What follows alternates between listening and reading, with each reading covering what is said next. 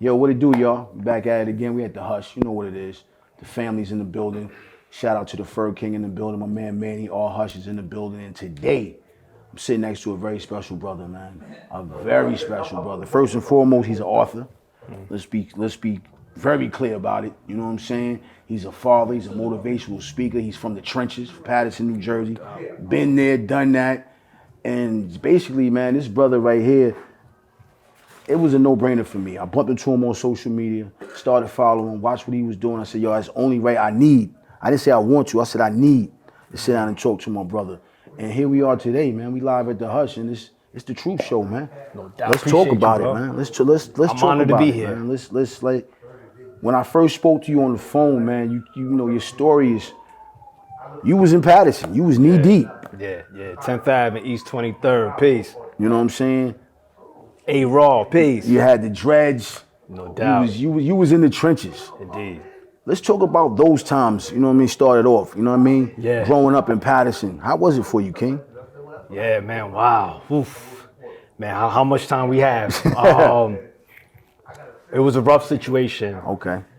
And the foundation of it is what made it what it was, you know, growing up in a broken home. You know, from the rip, right, we got to talk about the economics. You know, my mother came here from Dominican Republic. Okay. Right, third world country. Worked at a factory, Marcal. Shout out to my mother too, man. She went through a lot. Super proud of her. Markel that burned down? Indeed. Wow. Indeed. And my mother worked there. Woo. Word up. Woo. And so, thinking about, okay, one single income, factory income. Pennies. Where can you live? Pennies. So you gotta live where it's affordable, and most of the times, unfortunately, those communities are not the best. And let's be clear, it has nothing to do with the people. It was designed that way. And so from a child growing up on Mill Street, I'm from 10th and 23rd, but as a child, I grew up on Mill Street. You know, it was already chaos. Right. So I got into trouble at a very early age because that's what was outside my door. A lot of mothers, they always come to me and ask for advice about raising their sons because they know my story. And I always tell them, my mother raised me right. I grew up in a very strong principles, values. But when it's outside your door, when your environment is filled with crime, when you want certain material items, young and dumb, a lot of times you're gonna resort to what you see, especially when you're a boy seeking out masculine example. What I seen was hustlers. One of the first men that I admired was a brother named G Money. It was a big time drug dealer from Grand Street.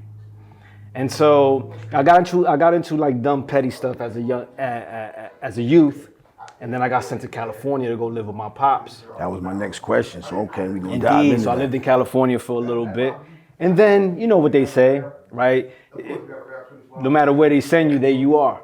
And so I started getting into trouble. Right. And so I started getting into trouble into Cali, and they sent me back. Now my mother lives on 10th and 23rd. Now I'm a teenager, getting into stealing cars, selling, hustling, selling weed, selling crack. And then drinking, smoking. Absolutely. I used to be an alcoholic. You know, a lot of people. I would never thought that. Indeed. You're glowing right now, King. I appreciate that, my brother. You know, I always say when people think about an alcoholic, they may think about, you know, a wino outside. Right. You know what I mean? There's a spectrum to things. If you need something every day, then you're addicted to it, period. So even though I may not have been a wino outside, right? Or with the begging brown for the paper money to bag get it. or begging for money to get it. Kind of, in a way, you was begging because we did the ignorant shit to get the money. Indeed, man. So, you know, I say all of that to say that my environment played a major role. Now, as a mature man who developed himself, I realized that at the end of the day, it's all about your choices. So, indeed. So even though, because I do know people that came from the trenches who didn't resort to crime, who didn't resort to stealing cars and selling drugs. Walk past it every day. Right, but I did. Let me ask you something about that. Do you feel like that's shows a lot of character about that person. Because I had a friend of mine. Shout out to my boy George. He never did that. It was plenty times, and yo, you need to, and not just because I want you to do it. What I'm saying is like, yo, get a little work, bro. You know what I mean? Like, nah, that's your thing. As I got older and realized, yo, you was very brave, bro. You was very resilient because to me, you was smarter than us, and you loved yourself a little bit more because we putting our life on the line. And I think that's what his thing was. He's like, yo, I just can't wake up every day and just put my life on the line like that. Yeah, bro, I'm with you, bro. I got two friends that I'm thinking of off the top. My brother Maruki, peace, and my man Lamont, peace, good brother as well. And like Maruki especially, I'm not gonna say this publicly because he speaks about it. His pops got murdered, and his mother, rest in power to both of them, was on drugs. And he didn't choose a life of crime. And so, like you said, I do look at men like that as very strong. Not only that, but they were wise before their time because they saw the long-term vision. Right. I was thinking for the moment. So I always say I didn't love myself at the time and I didn't care about what happened to me. I was very just about the moment. Yeah. Yeah. So I agree with you. Definitely. So your pops was in Cali while you was in Patterson the whole time. Yeah. Shout out to my pops. We have a great relationship now. That's dope. I love him. At the time he was in Cali. So my father was in the military. Okay. So he did some traveling at that time. He was in Cali. Mm-hmm. So you had any other siblings growing up? So eventually, I had my sister on my mother's side. And then eventually I had two siblings. They have Panamanians. Shout out to Judith, my sister, and shout out to Joseph and Jocelyn, my siblings on my father's side. They have Panamanian, half Dominican. So for you in the household, you was kind of the man. Yeah, I was the oldest. Indeed, I was the oldest. Was that pressure? Because I would never know that I was the baby of the house. Yeah, is that pressure or are you cut short a little bit? Like, yo, I got to do for baby sis. Don't worry about it, Mom. I'm good. Yeah, I'm going to eat. For my siblings on my father's side, I didn't feel it because they didn't live with me. They lived so far. That's what I mean in Patterson. But for my sister, I definitely felt like I had to be like almost like a second father figure for her. And even there were moments which I'm definitely ashamed where I put my hands on her, on some like disciplinarian. And so to answer your question, I did feel pressure. I did feel pressure to be like almost like the man of the house. Did that push you a little bit further into the streets? Nah, I was already knee deep already. Oh, okay. Yeah, I was knee deep already. Yeah, I was already, not at all. It was just a part of who I was.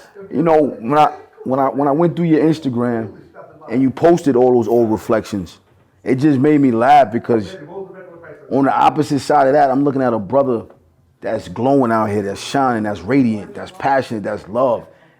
And I look at those other pictures, I know, because I was in those pictures, but just not with y'all. Right. The eyes bloodshot, the crew, the dreads, the jerseys, the baggies. It was, we living for today. Right. If we make it, I'll see y'all tomorrow. We going to start over and do it again. Yeah, indeed. I always tell this story, Paul. That's crazy, though, not man. to cut you to add on. There was a time when my mother found my gun, and she was like, yo, like mijo, like, son, did you ever think about, if you die? And I was like, if I die, I die. You know what I'm saying? Like, I didn't care. And it wasn't until she said, well, did you ever think about how that would affect me? That's when I was, because I just, again, people are surprised when I say this. I just didn't really value my life. You wouldn't know it at the time. And I wasn't even conscious of that. Like, if I wasn't going around saying, hey, I don't value my life. Nah, we don't do that. We just living. We're just living, exactly. And if you're not from that way of life, like, see how he said that? So matter of fact, if you're not from that way of life, you won't understand. You know what I mean? It wasn't until my mother asked me that question that I really realized, like, wow, like I'm out here living selfish. You know what I mean? Because I wasn't thinking about her. You bought the pistol in the house. You ain't thinking about your sibling. Not at all. You just thinking about let me just put this down. Right. I know where it's at. It's in whatever cut in my room. Right. And when I know where to go to. Yeah. It's funny that you say, you had a great mother. You know what I'm saying? Because a lot of us have great parents, but we still kind of just crawl over. Like, I had two great parents, grew up here in Inglewood, right here, and I still was I have people tell me, yo, I never thought you live here. Like, why? Because I'm always just outside involved in all the riffraff. So I can relate to that. So when you said it's not about your environment, it's the decisions we decide to make when we walk out our doors. Right. It's both, right? It's definitely both. But what I'm saying, as a mature man, I could definitely be like, okay, I can't just blame my But we environment. always quick to, yo, my environment. Yo, come on, knock it off, man. It's ways out of the environment too. Right. Especially when you're a thinking man. There has to come a point in your life where you start taking ownership and accountability for your choices. Yo, I remember somebody told me, we used to, a good friend of mine, I ain't gonna put his name out there because he hates when I do this. He said, yo, we was so unconscious outside, it was scary. Yeah. And you know, let me add this too, right? It's about awareness. So if I'm not aware of all of the choices, right? If I'm not aware of better choices, then I'm going to make the choice that I think is best based on what's on the table at the moment. Right. So I do want to say that because I think that awareness is important. But the truth is, I knew better. Now especially when I got knowledge of self. That's what I'm about to get into. So now we on this journey, we living. When is the point where you start to say, yo, hold on, man, what's going on? What am I doing? I'm kind of getting a little tired of this shit. Yeah. It's getting played out. It's like, hold up. I'm getting a little older. Because I'm just telling you, for me, it was just like, hold on. When was it for you when you said, hold up, was it a moment? Was it a situation? Was it just, when was that time where you said, hold up, I got to do better, man? There was a few. Okay. And thank you for being honest about that. Yeah, there was a few. And one of them was definitely when somebody got me for $500 and I thought about taking his life. And it wasn't until I realized, like, literally I'm thinking about what I'm gonna do to him. And it was a few things. I patted my pockets and I had money just falling all over the place. And I'm like, bro, you gonna risk your freedom for $500? And also thought about the repercussions because his people knew where my mother stayed at. So, so back to that again. Right. So just thinking like, wow, I'm really about to take somebody's life for $500. That's number one. Number two is the birth of my daughter. You know, Lanasia. Shout out to Lanasia. You know what I mean? And that's when I really started to think to myself like, yo, I need to do something. But it wasn't just the birth. I caught a charge and got bailed out, and I had a vision. I had a hangover. You know, when you get bailed out, you go to the block, get drunk and all of that. And so I got a vision when I woke up. I had a hangover, and I saw her not having me in her life. You know what I mean? Like me having to come visit me behind the wall or the cemetery. And me, I always say my love for her made up for the love that I didn't have for myself. And that moment when I had that vision, that's when I was like, yo, I gotta do better. And it wasn't an overnight thing. But that's when I really started to really play chess and think about like, okay, I need to make some moves. I need to start thinking about an exit strategy, as well as the fact that the reality I was facing 10 years in prison. And so even that, you know what I'm saying? And even though you knew that comes with the life, you know death in prison comes with the life. But you always think you can escape it. Right. So the reality of all of those things, and there's a few things, but I would say those are the most prominent things that I could think of. By what age was you at this point though? I want to say my early 20s. Okay. Yeah, around my early 20s. Yeah, okay. And I'm still in the mix. Yeah, but now this is on my mind. You're a little bit clear though. It's not as foggy. Right. Before we was fogged out. It's just foggy. Can't even see. Indeed. Now we getting a little like, hold up. Because I've been there. Indeed. And I'm still traveling that path just on different levels now as life keeps going. Right. You know what I'm saying? Right. So you in your early 20s. Yeah. Which is young. That's what I'm about to say. Which is young comparison to a lot of people I know. Right. I mean, right now I'm in my mid 40s. I know brothers, no knock to them, that are just now. So I know brothers living their second childhood. Some people in their second childhood at 40. Yeah. And they're fortunate to even have made it this far. We're fortunate to have made it this far. Exactly. So you're in your early 20s, you're floating through life. Things is a little clear, but it's still foggy. Right. I'm at this moment, I'm realizing I have to do something with myself. at this moment. Whew. Yeah, I have to do something with myself. Yeah. Was it either I'ma do these years and I'm gonna miss out 10 with my daughter, be dead, or I can figure it all out?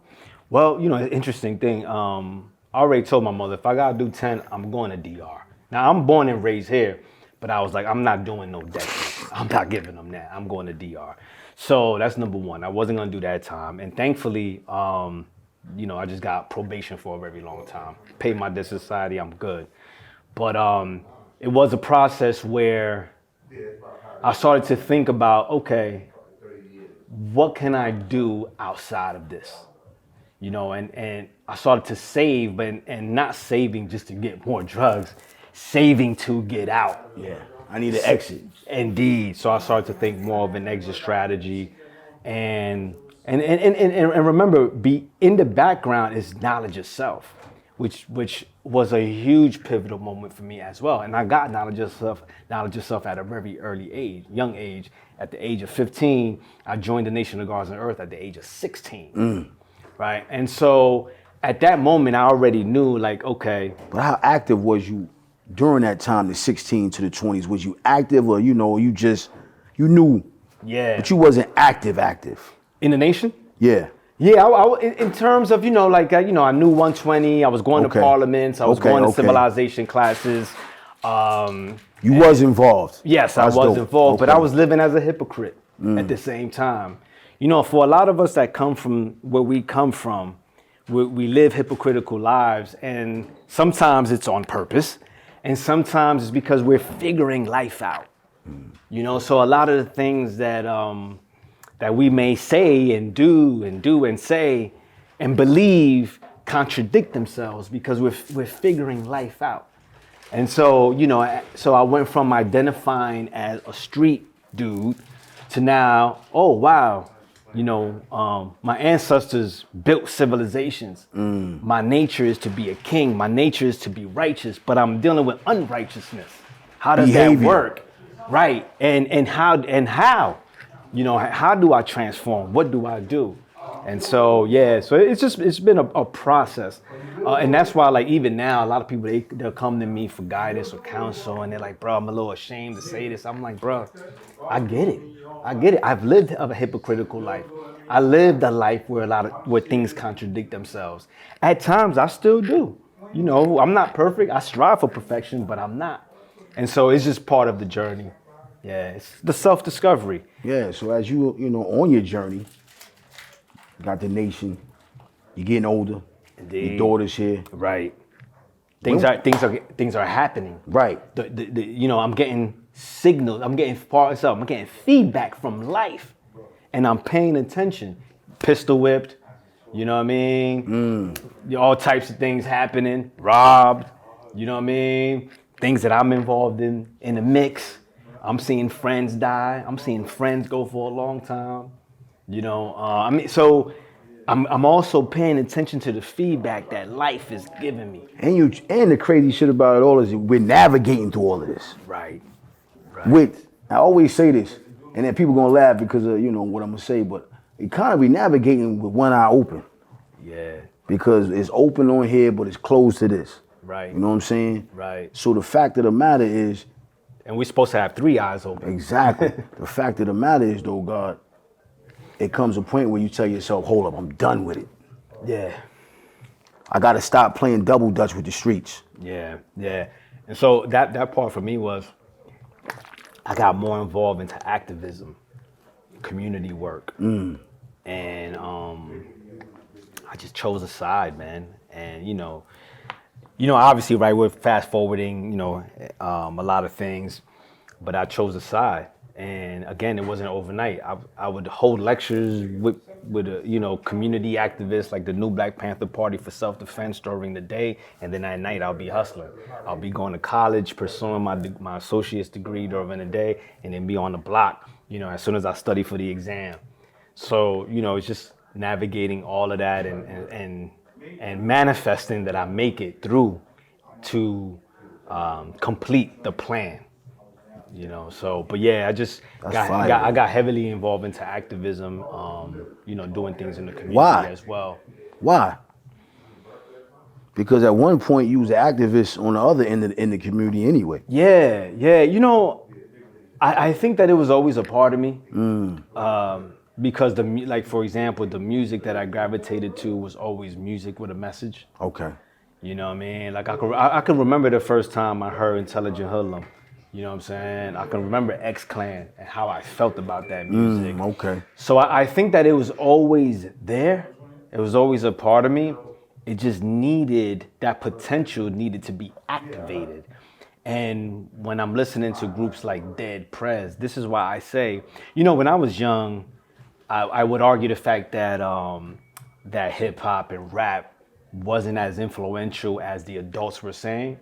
But now, again, as a matured man, I realize, like, yeah, it really is. It really is. And so I can see how the quote unquote powers that be do manipulate record sales and the toxic music. But they're gonna push harder. Right. And so Dead Prez, believe it or not, bro, Dead Prez, that album, Let's Get Free, that was a huge part of, a huge influence in my thinking and what I wanted to do, especially because of the way they did that album. It wasn't like on some, the only word I could think of is like fit in, like a square type, right? Square type consciousness. Yeah. They did it like on some revolutionary, strong power. And boys, you know, at the time I'm young, right? I mean, I was a young man at the time. We gravitate towards power. And so again, back to when I spoke about awareness. Now I'm aware of a different form of power of consciousness. And bruh, it just resonated with my nature. Yeah. See, the influence. Indeed, awareness. And plus, you know, the fact that it's crazy how that influenced you. You talking about Dead Prez, I never even heard the album.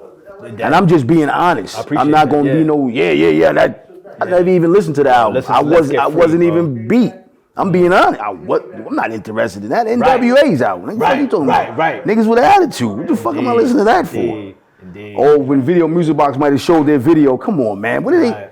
So I respect that, yo, and it's only right that, you know, we speak on these real life shit because it's crazy.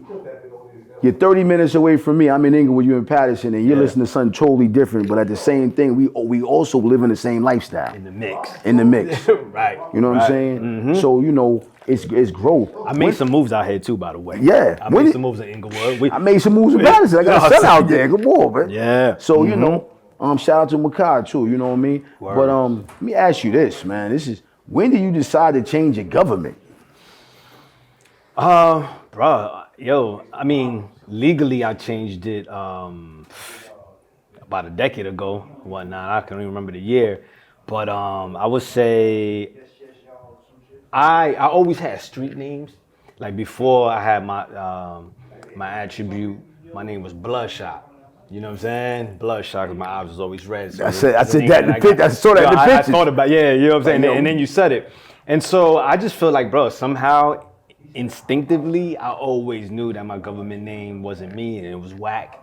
And so I just always had street names. And then once I became a member of the nation and was given that name by the elders, that's just who I've been. And then I just finally decided to just make it, you know, straight up, like, just make it all official. Let me ask you this about that, though, because, you know, your mother named you. Right. How does she feel about that?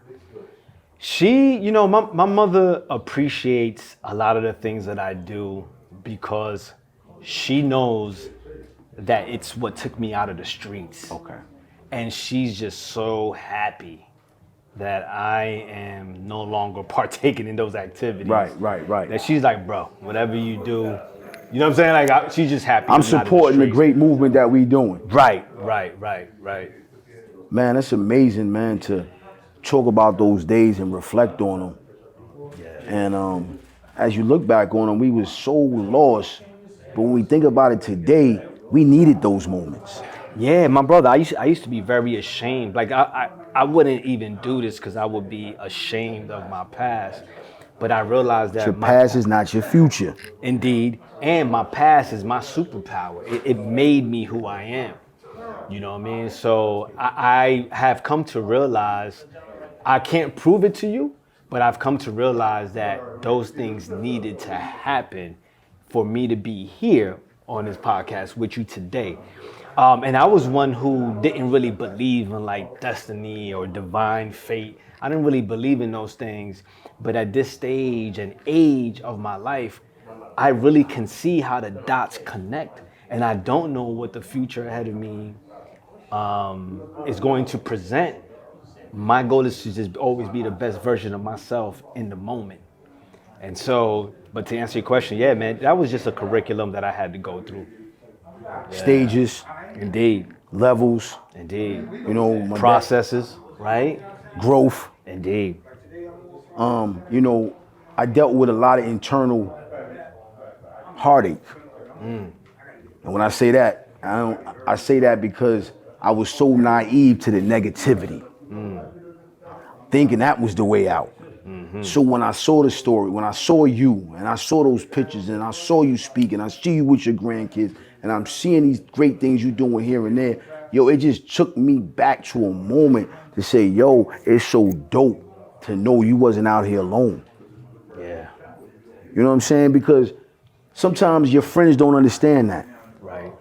But you might have a more understanding with somebody that's not even from your hood, but they just transforming and you see it like, yo, I see, yo, you're such a powerful brother, man. Thank you, I bro. gotta be clear on this. Like, Thank you. I damn near went so far because I just wanted to keep saying, like I feel like I was going through a journal of the career. And then I'm seeing my brother gather these dope brothers together and we're talking as men and we're being vulnerable. But then I'm also seeing you on a panel and you're speaking and the audience is. And then I'm seeing you on the corner with your crew, but y'all talking this intelligent, righteous stuff. Yeah, I still be on the block.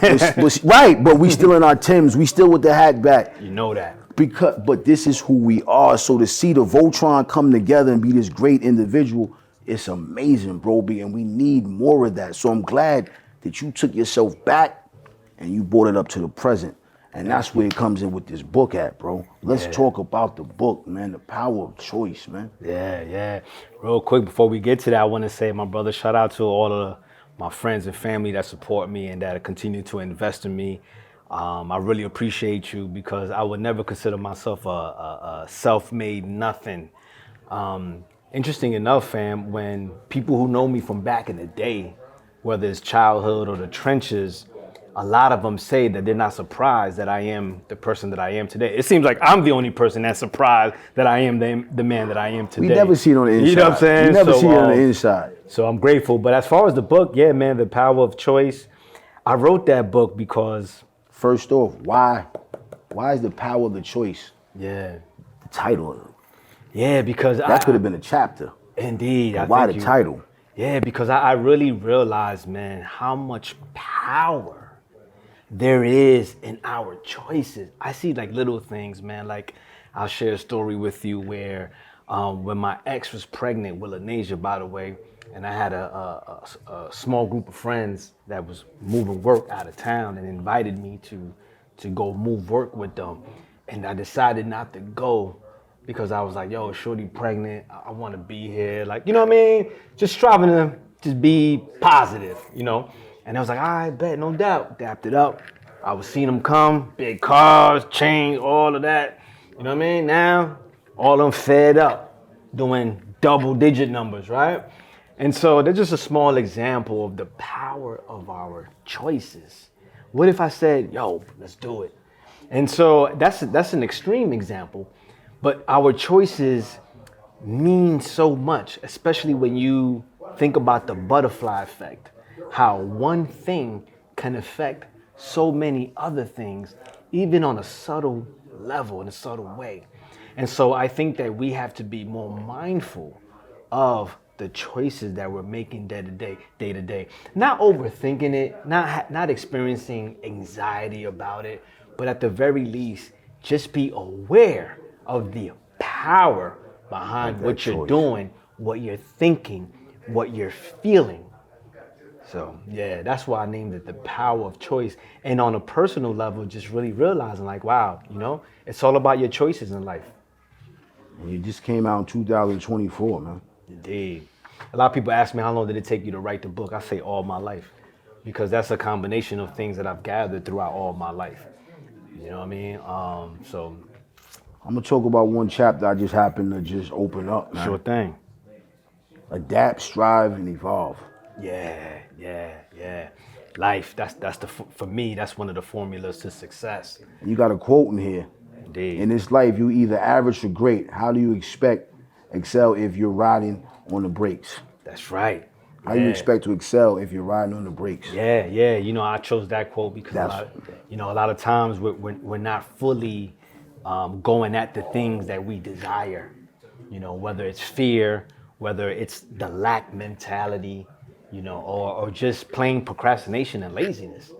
And so we got to take our foot off the brakes and put it on the gas pedal, you know, especially like in this day and age, my brother, at this stage of life, I meant to say, for the most part, bro, like we are fortunate and blessed to have made it this far. And so I think that it's a disservice to life if I'm not pursuing everything full throttle at this point. And so that's why I chose that quote. And that chapter specifically is about, like, you know, adapting to your challenges, evolving through it. Don't give up. You know, you got to adapt. You got to step up to the occasion. Don't let the occasion rule you. Step up. Right. And you got to understand that process is preparing you. It's a it's I see things as preparation. I've heard somebody else say that too. Yeah, man. The challenges of life, they're just preparation. We have to evolve with the challenge. And so that's what that chapter is really about, because it's one of the things that I learned. That book is about insights that I learned living life. See, I'm not the type of person that talks about things I just read or things I heard. I talk about things that I've lived in combination with the things that I've read and heard, right? But it has to be meshed with my experiences. Yo, see, things like that, people fail to realize the order for you to understand those things, you have to have a sense of a clear mind. Yeah. You know what I mean? Yes. You said something to me about, you know, the butterfly effect and knowing what you know you're not supposed to be doing this. Right. You know it. Right. What are we doing? We gonna keep going backwards? And these are things that I tell myself. What are we gonna keep going backwards, bro? Right. You work so hard to get to this point to go backwards, to start over. I had a point in my life, I said, I'm tired of starting over. I'm tired. Like, it's really draining me. So I asked my father about that. He said, son, you're growing. You have a clear head now. I was like, wow. You know what I'm saying? And a lot of times we don't move towards the direction that we really desire, because we're not uncomfortable enough. You know, there's a little parable, so to speak, about a dog that was laying on a nail, and the dog was howling in pain. Oh, the dog was howling in pain, right? And the guest of the house asked the owner of the dog, like, yo, why doesn't the dog move? He says, because it doesn't hurt bad enough. So a lot of times we keep repeating the same patterns, not realizing we're getting a reward from it. But the negative aspect just doesn't hurt enough. So we have to find out what that is for us. Some of us are motivated by pain. Some of us are motivated by pleasure. So even discovering that, what am I motivated by? Pain or pleasure? And then tapping into that energy. Yeah. I think that's very important. It says certified life coach. Indeed. NLP, Neuro-Linguistic Program. I'm certified under that system. Certified life coach from a kid that was on the corner selling narcotics. Indeed. He's 23rd. Personal development speaker. Indeed. From a kid that was selling narcotics on the corner. Indeed. Stealing cars, running away from the cops. Author, writer. And the ops. Right. Author, writer. Like this right here, The Power of the Choice, says everything about the brother that I'm sitting next to. He decided to make some choices. That's it. And not just choices for himself, but choices for the people that are around him. Because you realize the effect that we have, and I think that's one thing we don't realize. Yeah. The effect that it causes on other people. most of the choices that I made for the positive were centered around other people. If it's up to me, I would destroy myself. It's really the other people that inspire me to do better. A lot of people ask me about my health and fitness. I always say, I obviously I work out for me, right? But the real reason why I'm into health and fitness is because I think about my grandchildren. I think about being there for them when they become adults. And what type of quality of life do I want when they're adults? I want to be the type of older man that when they shake my hand, they're like, damn, yo, your grandpa's strong as hell. You know what I'm saying? Or, Right. you know what I mean? So anyway, so a lot of what I do is centered for other people. And that's a choice, but that's something that seemed to have always come natural to me. You know, I've always thought about my crew. Even when we was in the streets, I always had the mentality of my crew, thinking about my crew, my tribe, my wolf pack. And so, yeah, man. I'm just a social person by nature as well. Right. Indeed. Yeah. But I feel like the whole health and fitness comes with the whole lifestyle of mentality, changing the aspect of how we think and move. Absolutely, I feel like bro. that's just I feel like that's just a marriage. If you just to be honest. When Yeah. we start elevating and growing within ourselves, we start elevating and grow physically too. Yeah, your we start habits. realize our habits. Yo, I'm not doing that. I'm not getting tossed.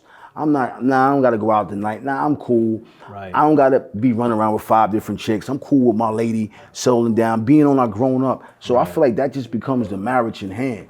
Yeah, and it's also important for men, I think, as far as health and fitness, to have a somewhere to channel your energy.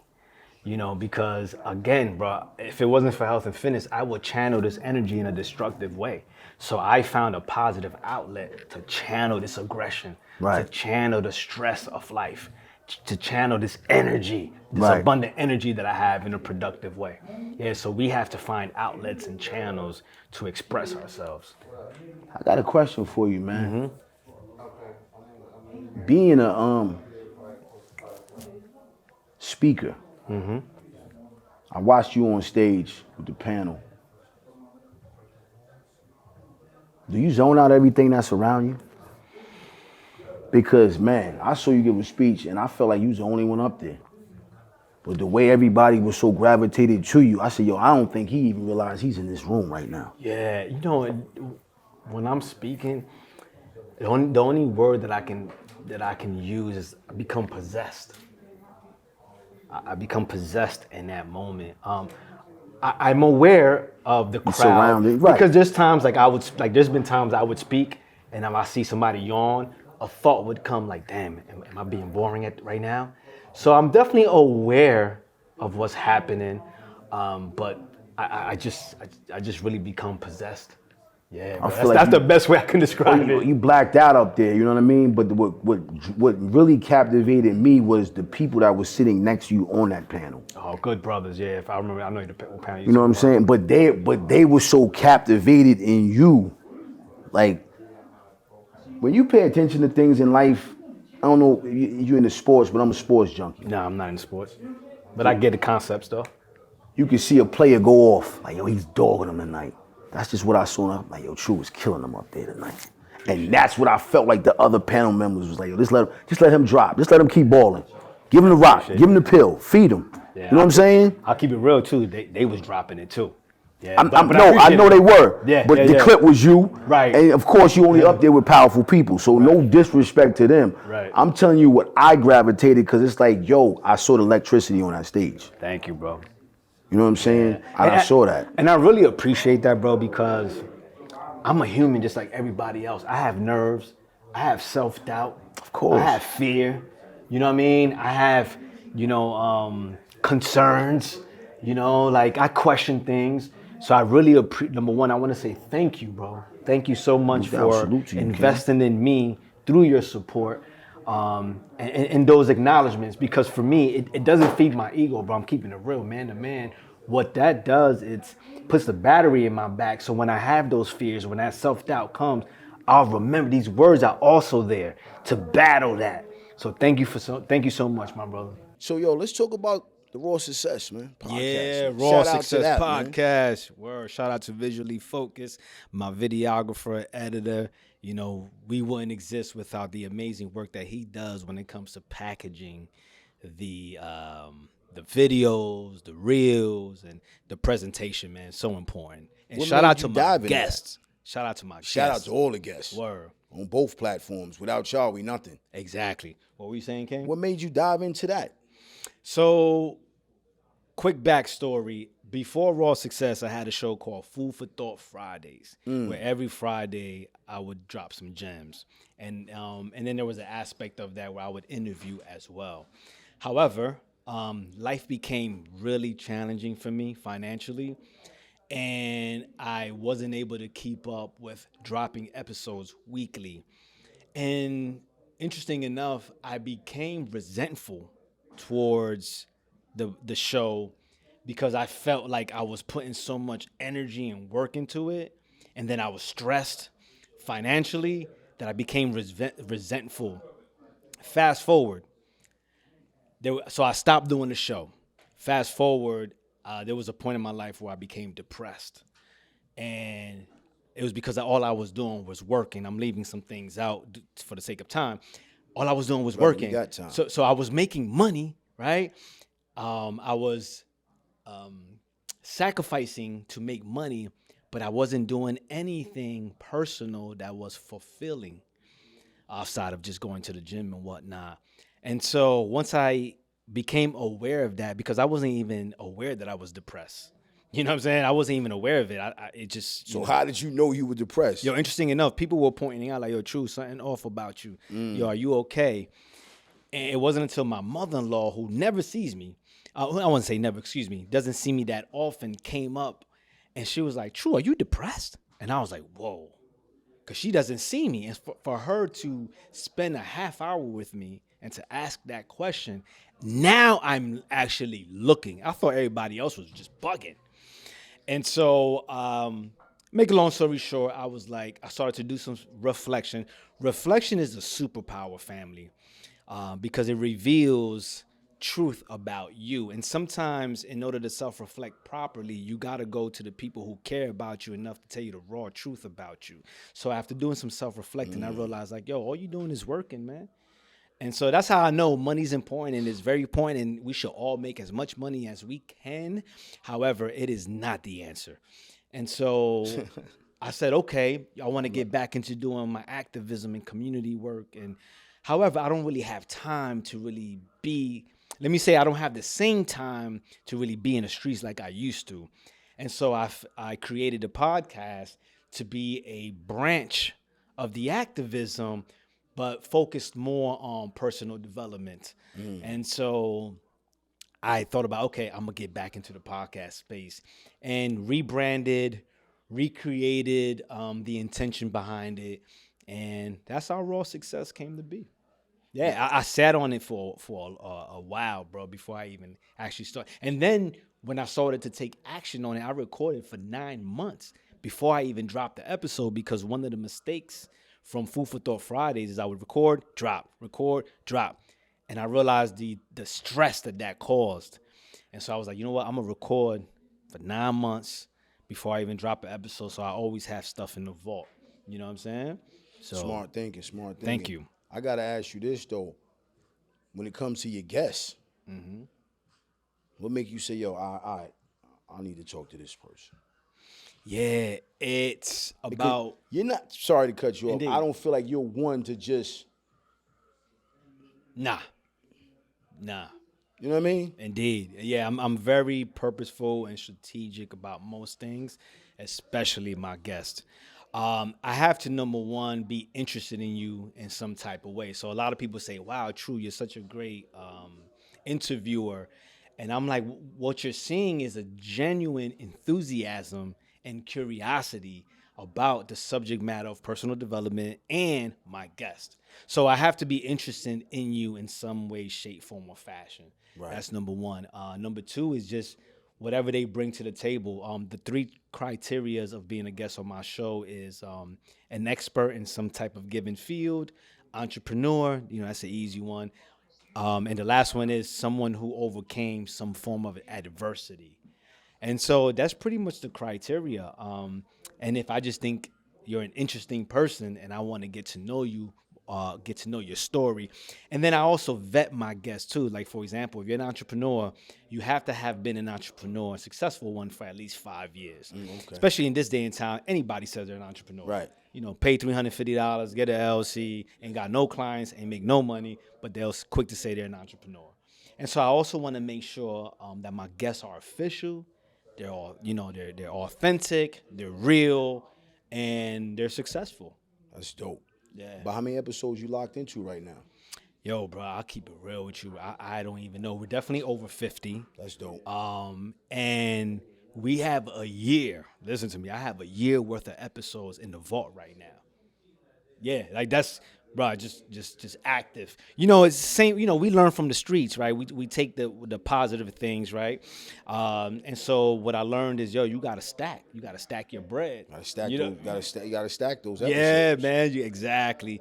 And so, pardon me, bro. Actually, I should have that answer, but we're like 50 Nah, you something, 50th something. Yeah, and I got an interview tomorrow. I'm interviewing somebody tomorrow. Shout out to them too. Word, man. Justin. Man, pay attention. I need everybody to be on the lookout for that next episode dropping. Thank you. I'm Thank you for tapping in with us too, King. Of course, brother. I mean, yo, man, this is my 95th. 9-5, the year Wow. the Air Max. Salute to you. You know what I'm saying? The year of my son, you know what I mean? So, but to me personally, what also made me tap into the podcast was it was you, first and foremost, but I'm always interested in what somebody else is doing that I don't know.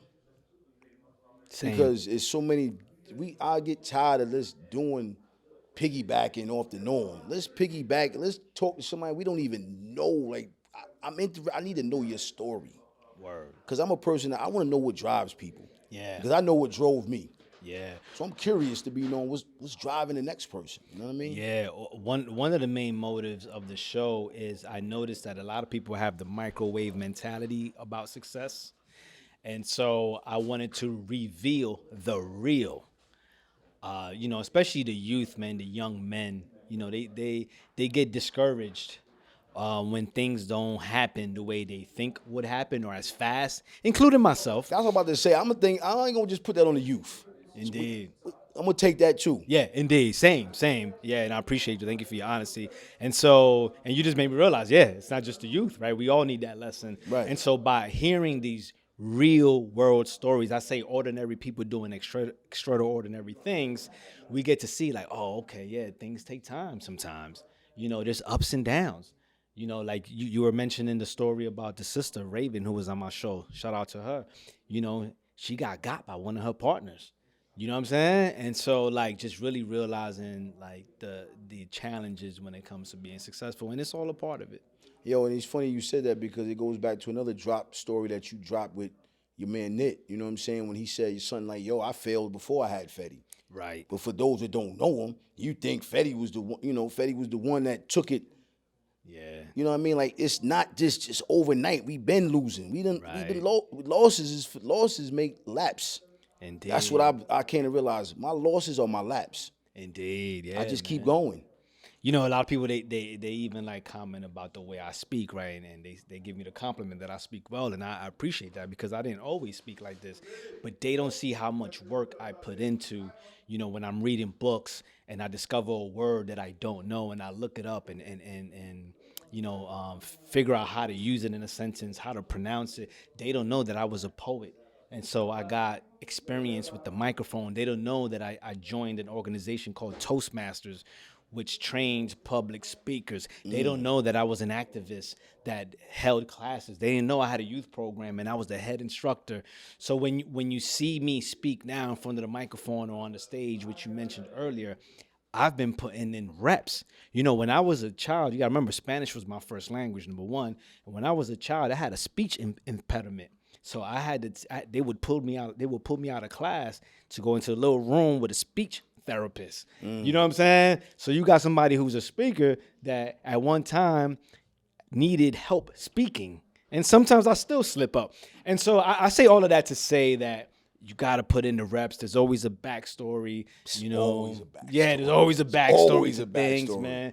And so, yeah, man, it takes work. And that's what raw success is about. It's about highlighting these people, their stories, and the work behind it all. That's dope. You heard it first from the man himself.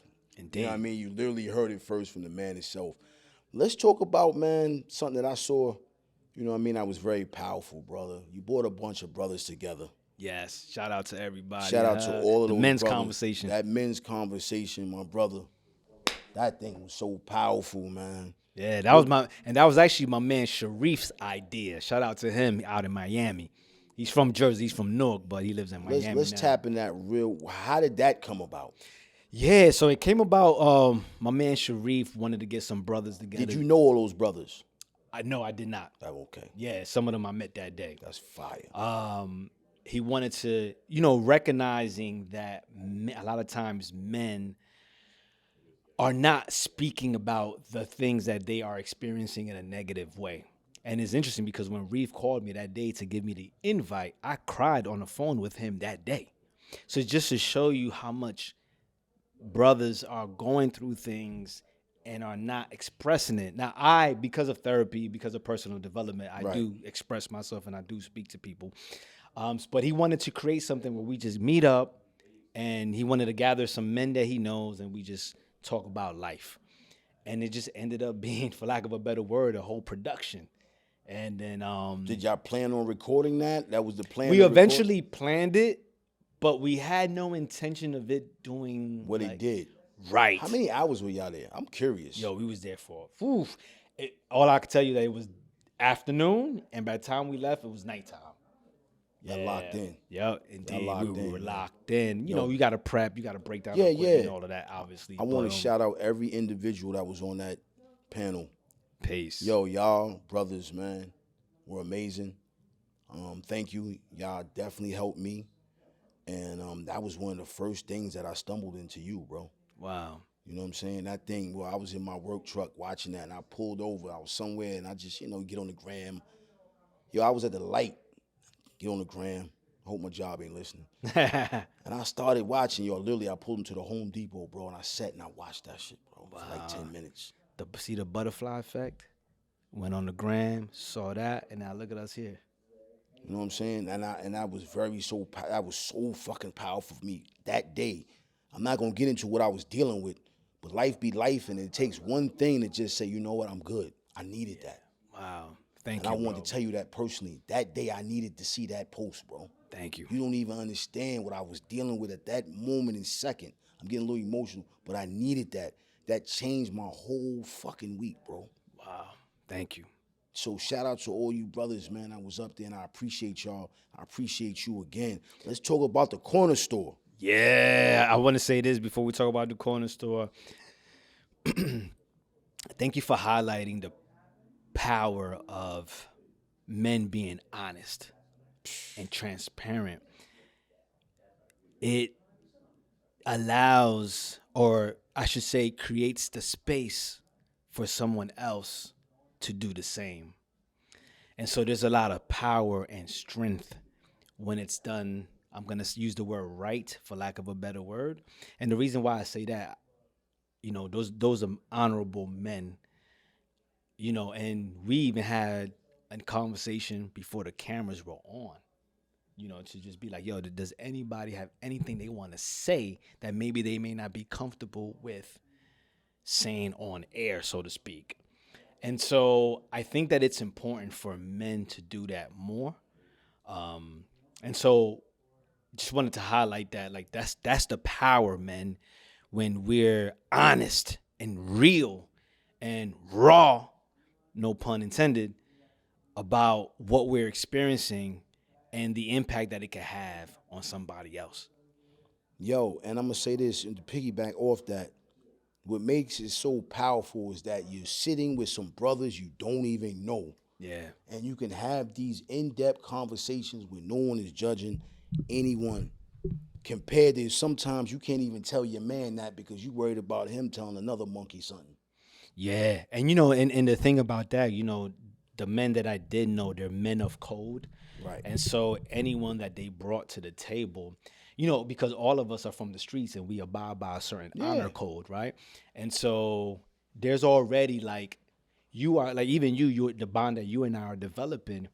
I'm already gonna assume anyone that you bring in my space is official. Right. because of how you and I are developing our bond and our brotherhood and what I know about you, I'm already gonna assume he's solid. He's solid because he with him. And it'll break my heart if and I get it. Sometimes we can't, right? We don't know But everything. yo, it's true story because I would feel the same way too. Like I know Absolutely. this cat, if they coming over to watch the Super Bowl, oh, I'm bringing my man. All right, you can bring your man. Your man's good to come in the crib because he's coming with you. Exactly. You already know I'm not gonna bring no bozo to your house. Right, we don't do that. Yeah, So we don't do that. You know Indeed, what I mean? indeed. That's just the love of that, man. Yeah. You know what I mean? The corner store, my brother, that piece, man, shout out to Influential Finesse and the Beneficial. Wow, man, that how that came to be is Influential and Beneficial were working on that song together. And there's a part where they wanted somebody to speak.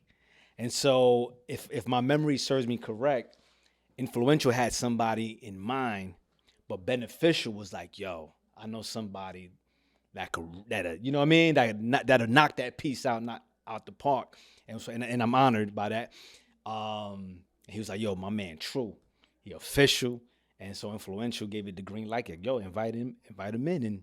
And that's how I became a part of that project. But they were already in the mix, working on that before I even got there. Yeah, I was the last piece, so to speak. I used to one take hold for that. Yeah, You know what makes it so fire about your journey is that the platforms that you're on. You're on the Raw Success platform, which is yours. You're on panels. You have a book. You're speaking to the youth. Mm-hmm. Now I'm going to go outside, and I'm going to be around a bunch of cats, and we're going to like a bunch of monkeys.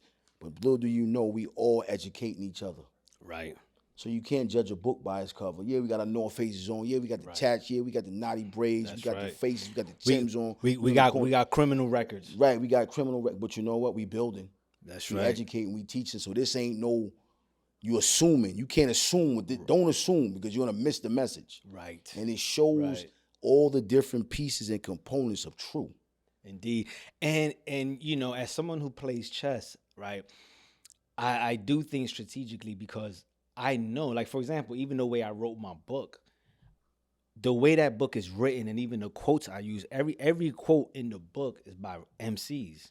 Right, because I know my community listens to hip hop the most, right? So these are people that they can relate to.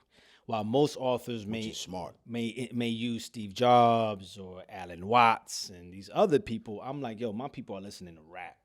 Let me use artists that they're familiar with, that they relate to. However, the quotes are aligned with the message. And so I say that to say, even the way I dress, all of those things, because I know that I'm being judged. I know that my people are being judged.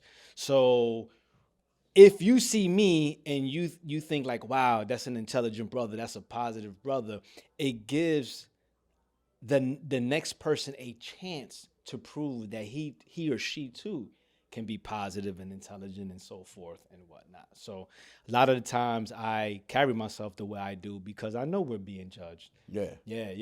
But this is who we are too. The streets is watching. Yeah, and don't get it twisted. I wear a shirt and tie too. I'm a part. I do. I get do on our that grown too. man. Exactly. You know what I'm saying? Yeah. But that song, man, it's a short film that we are also using to promote unity.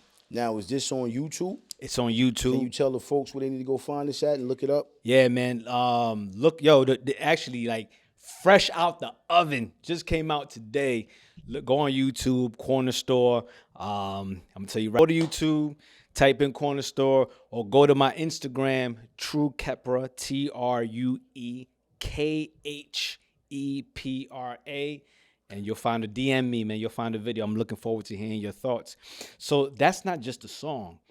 That is a song that's promoting unity. I saw that. And what we're doing, we're taking that and we're going to do a tour, a speaking tour. Dope. Where we present that and have a conversation behind the song and what can we do to prevent violence, to promote unity, to restore, healing and conversations that we need to have, because towards the end of the video, you see Influential Finesse and the brother Beneficial. At the end, they're having a conversation, right? So they put their egos, because they were in the video, they're beefing in the beginning, and then towards the end, they put their egos aside, they have a conversation, and then they dap it up. And then you see me, I'm playing the role, which is my real role in real life, as the unk, the OG that comes in like, yo, man, what y'all doing, man? You know, this is what they want. They want y'all to destroy each other. And then, you know, I bring influential finesse to beneficial so they can have the conversation. So it's also promoting like, bro, us, the older generation, you know, we need to play our part. Right. You know, stop trying to act younger. Or, you know what I mean? You get what I'm saying. I know so, exactly what you're saying. Yeah, so it's it truly is. I'm not just saying that because I'm a part of the song. It truly is a masterpiece and an impactful song. And please go check it out. And I'm looking forward to hearing your thoughts. And if you work for a school or you know anyone that works for a part of administration, they can hire us to come and have a discussion with your youth to promote unity and empowerment.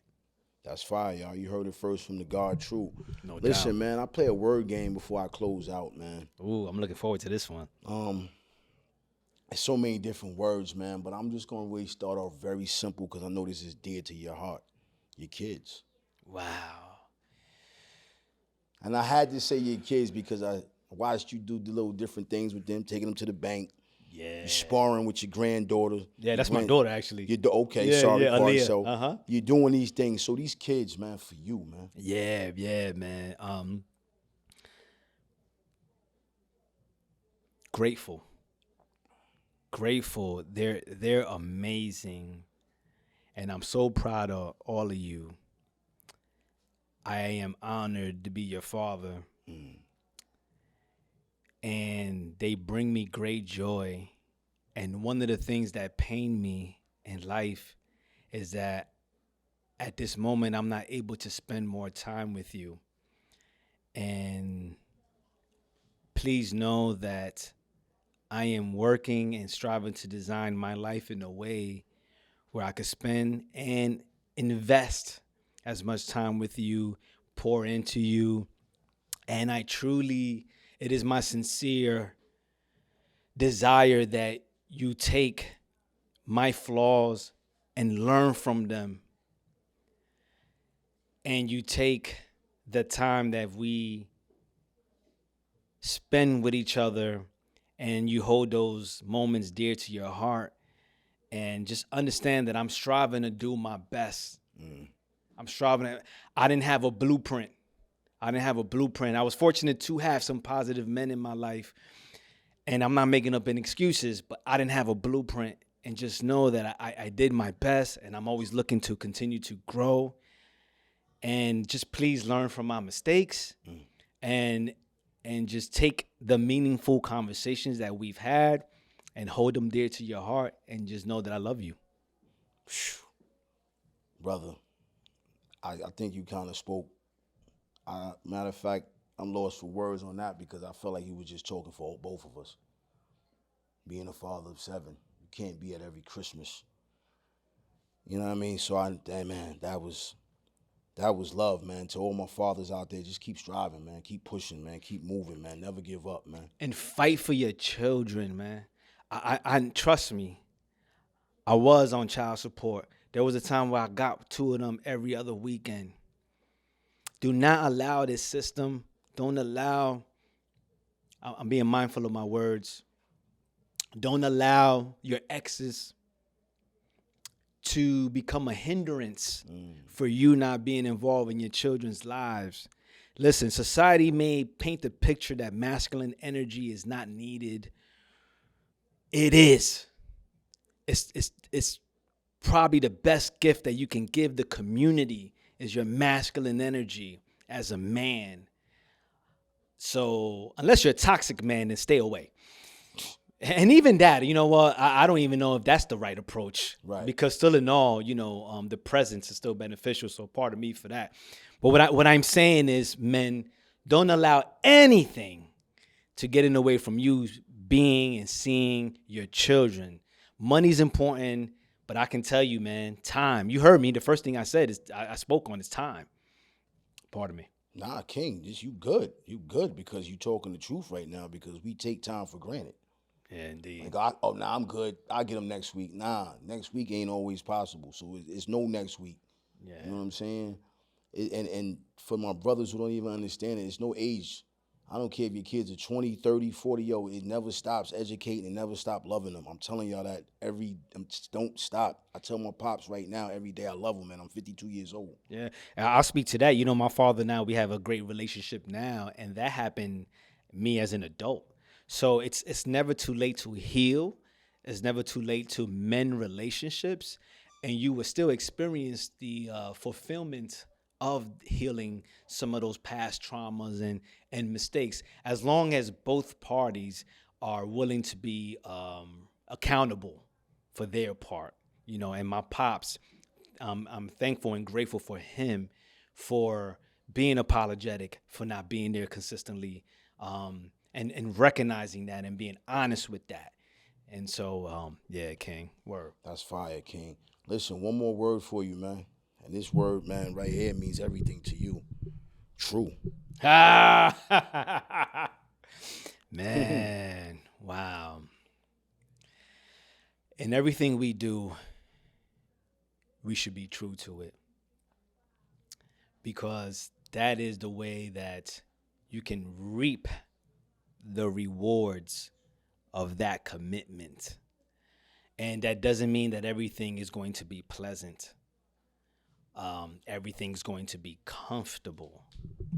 But in every moment in life, there's something for you to gain when you're true to who you are, when you are true to the people in your life. And we all make mistakes, right? A funny question that I always get, oh, so does that mean you don't lie? I'd be lying if I said I never lied, or even I don't lie, right? Because small lies are lies and whatnot. You know, it's an attribute to strive to live and be. But what I would say, one of my mistakes is not being true to myself. As much as to the world, I looked like a leader, I realized that, I was people pleasing, I was following, or I was chasing the shiny object, but I wasn't really being true to me, my voice, what's in my heart. And unless you are like, you don't have a conscious, I'm going to speak for myself. I'll keep, instead of being general, I have suffered the consequences of not being true to my authentic self in every way. So the word true has a lot of layers to it and has a lot of meanings. But I would say one of the core things is just be real. And sometimes the real is not always pretty. Listen, I really don't have nothing else to say after the God just dropped y'all with that gem. Listen, man. True. My brother. King. Man, all I can say today, man, was this was electricity, man. Sitting next to a brother that I just constantly always gonna keep on my side, on the right of me, on the left of me. Somebody I know I can pick up the phone and I can talk to. Absolutely. Somebody I know that I can say, yo, bro, I need your ear, man. What you think about this idea? And do it with us, knowing that my man is going to give me the best. As I close out, I got to say once again, I appreciate you, King. I appreciate you as well, my brother. And please know that the feeling is mutual. One of my favorite African proverbs is, if you want to go fast, go alone. If you want to go far, go together. And so, bro, let's link up. Builders build. Energy, frequency, and vibration is a language of the universe. As long as that is aligned, my brother, let's tap in with each other, man. It has been an honor, seriously, to be a guest on your platform. And I'm just grateful for this opportunity to be here with you in this moment in time, bro. Yo, it's the same, man. Once again, before we get out of here, let the people know where they can find you at. Let's talk about it. Give me your information one more time. So, family, I want to say, number one, that I appreciate you. You can find me at True Khepra on Instagram. That's TrueK as in kite, H as in Harry, E as in elephant, P as in Peter, R A as in Apple. That's my name, True Khepra on Instagram. You can also look up my podcast, Raw Success Podcast. That's RAW Success Podcast.